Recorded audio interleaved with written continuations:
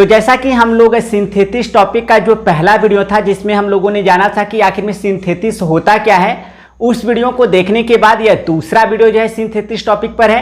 इस वीडियो में हम लोग जानेंगे टोटली कि सिंपल सेंटेंस होता क्या है और दो या दो से अधिक सिंपल सेंटेंसेस को मिलाकर हम एक नया सिंपल सेंटेंस कैसे बना सकते हैं।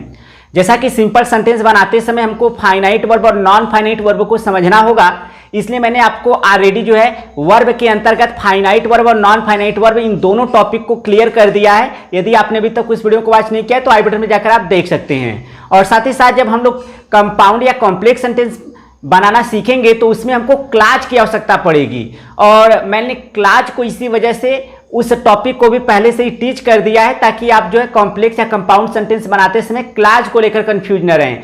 तो दोनों ही वीडियो का जो लिंक है मैंने ऊपर दिया हुआ है आपका वर्ब और क्लाज दोनों का, तो दोनों वीडियो को वॉच करने के बाद या अगर आप वीडियो देखेंगे तो आपको बेटर तरीके से सिंथेसिस समझ में आएगा।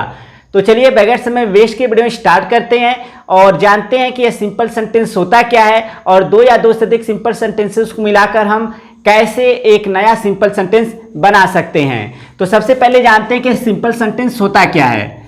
सिंपल सेंटेंस जिसे हम लोग हिंदी में बोलते हैं साधारण वाक्य। और जब भी कोई सिंपल सेंटेंस होता है तो सिंपल सेंटेंस में जो आपका सब्जेक्ट होता है, यानी जो सब्जेक्ट होता है उसकी संख्या एक होती है, और जो आपका फाइनाइट वर्ब होता है उसकी भी संख्या आपकी एक होती है। यानी जब भी आपका सिंपल सेंटेंस रहेगा तो सिंपल सेंटेंस में एक सब्जेक्ट होता है और एक आपका फाइनाइट वर्ब होता है। अब देखिए मैंने आपको बताया था कि आपको फाइनाइट वर्ब और नॉन फाइनाइट वर्ब जानना जरूरी होगा सिंपल सेंटेंस में, इसलिए आप जो है वर्ब का वीडियो जो है देख लेंगे तो आपको फाइनाइट और नॉन फाइनाइट वर्ब क्लियर हो जाएगा। मैंने आई बटन पे लिंक दिया हुआ है, ठीक है। तो यह तो बात हो गई कि सिंपल सेंटेंस बनता कैसे। सिंपल सेंटेंस एक सब्जेक्ट और एक ही फाइनाइट वर्ब की सहायता से बनता है, ठीक है। अब मैं इसे आपको अच्छे से एग्जाम्पल की सहायता से स्पष्ट करता हूं। जैसे यहां पर मैं एक एग्जाम्पल लिखता हूं, आई सा अ वाउंडेड बर्ड। मैंने एक घायल हुए पक्षी को देखा। तो यहां पर देखेंगे सा हमारा यह वर्ब है और वाउंडेड भी हमारा वर्ब है, लेकिन सा जो है हमारा यह फाइनाइट वर्ब है, और जबकि यह हमारा जो वाउंडेड है यह नॉन फाइनाइट वर्ब है। तो कहने का तात्पर्य यह है कि जब भी आप सिंपल सेंटेंस बनाने जाएंगे तो आपको एक ही फाइनाइट वर्ब रखना है और एक ही सब्जेक्ट रखना है। इसके अलावा अगर और भी वर्ब आते हैं तो आपको उन्हें नॉन फाइनाइट वर्ब में चेंज करना होगा, ठीक है। तो यह बात हो गई कि आपका जो है सिंपल सेंटेंस क्या होता है। इसी तरह के एग्जांपल मैं आपको और शो करता हूं ताकि आप अच्छे से समझ जाएं। तो देखिए, दिल्ली एन ओल्ड सिटी, यानी दिल्ली एक प्राचीन शहर, is the capital of India, यानी दिल्ली एक प्राचीन शहर भारत की राजधानी है। तो यहां पर देखेंगे इज जो है यह आपका यहां पर देख सकते हैं फाइनाइट वर्ब आया है, अर्थात एक ही फाइनाइट वर्ब आया है इज यहां पर। तो इसका मतलब यह हमारा क्या है, सिंपल सेंटेंस है। तो जब भी आपका सिंपल सेंटेंस रहेगा उसमें फाइनाइट वर्ब की संख्या एक होगी। और एक चीज मैं आपको और क्लियर कर देता हूं, अगर आपका कोई हेल्पिंग वर्ब जो है मेन वर्ब के साथ टेंस बना रहा है तो ऐसी स्थिति में हेल्पिंग वर्ब और मेन वर्ब को लेकर एक ही फाइनाइट वर्ब गिना जाता है। यह चीज आप कंफर्म रखें। जैसे I am reading my book, मैं अपनी किताब को पढ़ रहा हूं। तो यहां पर देखें एम रीडिंग के साथ मिलकर जो है टेंस बना रहा है आपका प्रेजेंट कंटिन्यूअस टेंस, इसलिए एम रीडिंग इसको हम एक ही फाइनाइट वर्ब कहेंगे। यह चीज याद रखिएगा, यह भी आपका सिंपल सेंटेंस है क्योंकि इसमें फाइनाइट वर्ब की संख्या कितनी है, एक है, ठीक है। इसी तरह मैं आपको और एग्जांपल शो करता हूं ताकि आप अच्छे से जो है सिंपल सेंटेंस को समझ जाएं और आपको किसी तरह का कोई प्रॉब्लम ना हो।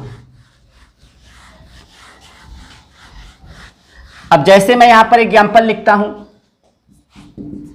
I have an old book, मेरे पास एक पुरानी किताब है। अब यहां पर देखिए हैव जो है यह फाइनाइट वर्ब है और यह देख सकते हैं सब्जेक्ट के साथ अकेला आया है, तो यह आपका एक ही फाइनाइट वर्ब है।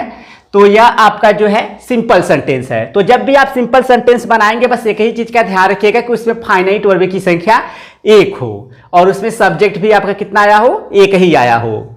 और अगर आप फाइनाइट वर्ब नहीं जानते तो आप जरूर वीडियो वॉच कर लीजिए, आई बटन पे दिया हुआ, आपको आसानी से समझ में आ जाएगा।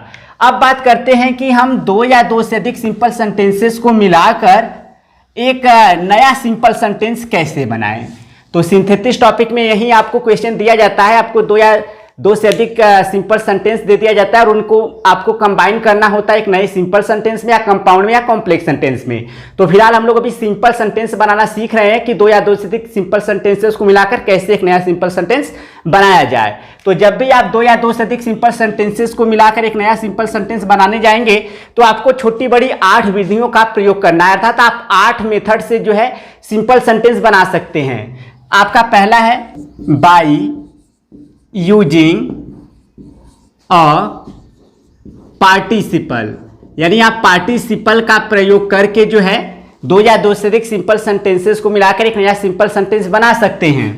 इसके अलावा आपका है बाई यूजिंग इन्फिनिटिव, अर्थात बाई यूजिंग एन इन्फिनिटिव, अर्थात आप एक इन्फिनिटिव का प्रयोग करके जो है सिंपल सेंटेंस बना सकते हैं। नहीं तो आपका अगला है बाई यूजिंग नाउन और फ्रेज इन अपोजिशन, तो इसका प्रयोग करके जो है आप बना सकते हैं सिंपल सेंटेंस। इन सब के बारे में हम लोग एक एक करके डिटेल में जानेंगे ताकि हमको सिंपल सेंटेंस बनाने में कोई प्रॉब्लम ना आए। और सिंथेसिस मैं आपको इतना इजीली तरीके से सिखा दूंगा कि आपको सिंथेसिस सबसे सरल टॉपिक लगने लगेगा। बस आप सारे वीडियोस को अच्छे से वॉच करते जाएं और हो सके तो नोट्स तैयार करते जाएं। अब इसके बाद हमारा है by using a preposition before a noun और जिरंड, यानी नाउन या जिरंड से पूर्व प्रीपोजिशन का प्रयोग करके आप जो है आसानी से सिंपल सेंटेंस बना सकते हैं। पांचवा है आपका बाई यूजिंग एन एडवर्ब और एडवर्बियल फ्रेज, यानी कि आप जो है एडवर्ब या एडवर्बियल फ्रेज का प्रयोग करके भी सिंपल सेंटेंस बना सकते हैं। छठा है एडजेक्टिव का प्रयोग करके, अर्थात बाई यूजिंग एन एडजेक्टिव, अर्थात एक एडजेक्टिव का प्रयोग करके भी आप सिंपल सेंटेंस बना सकते हैं। इसके बाद आपका सातवां है आपका बाई यूजिंग नॉमिनेटिव एब्सोल्यूट, यानी नॉमिनेटिव एब्सोल्यूट का प्रयोग करके भी आप जो है सिंपल सेंटेंस बना सकते हैं। और इसके बाद आपका आठवां है आप कंजक्शन एंड का प्रयोग करके, आप जो है कंजक्शन एंड का प्रयोग करके भी दो या दो से अधिक सिंपल सेंटेंसेस को मिलाकर एक नया सिंपल सेंटेंस बना सकते हैं। तो यह कुल 8 विधियों से हम दो या दो से अधिक सिंपल सेंटेंसेस को मिलाकर एक नया सिंपल सेंटेंस बनाना सीखेंगे। आपको यह सारे टॉपिक्स मैं काफ़ी इजी तरीके से आसान शब्दों में सिखा दूंगा, बस आप जो है हमारे साथ कंटिन्यू बने रहें। और वीडियो पसंद आ रहा हो तो आप वीडियो को लाइक भी करते जाए, इससे काफ़ी मोटिवेशन मिलता है वीडियो बनाने के लिए। तो इन 8 विधियों को हम लोग एक एक करके जो है अलग अलग वीडियो में सीखेंगे और इनसे जो है सिंपल सेंटेंस बनाना सीखेंगे। तो इस वीडियो में फिलहाल इतना ही। अगर आपको वीडियो पसंद आया हो तो वीडियो को लाइक करें, चैनल में पहली बार है तो चैनल को जरूर सब्सक्राइब कर लें। और साथ ही साथ आप लोग को बताना चाहूँगा कि नेक्स्ट वीडियो में हम लोग पार्टिसिपल का प्रयोग करके कैसे दो या दो से अधिक सिंपल सेंटेंसेस मिलाकर एक नया सिंपल सेंटेंस कैसे बनाया जाए, इसके बारे में बात करेंगे। और पार्टिसिपल होता क्या है, यह सब जो है हम लोग नेक्स्ट अर्थात अगले वीडियो में देखेंगे। तो इस वीडियो में फिलहाल इतना ही, मिलते हैं नेक्स्ट वीडियो में। तब तक thank you so much watching this video.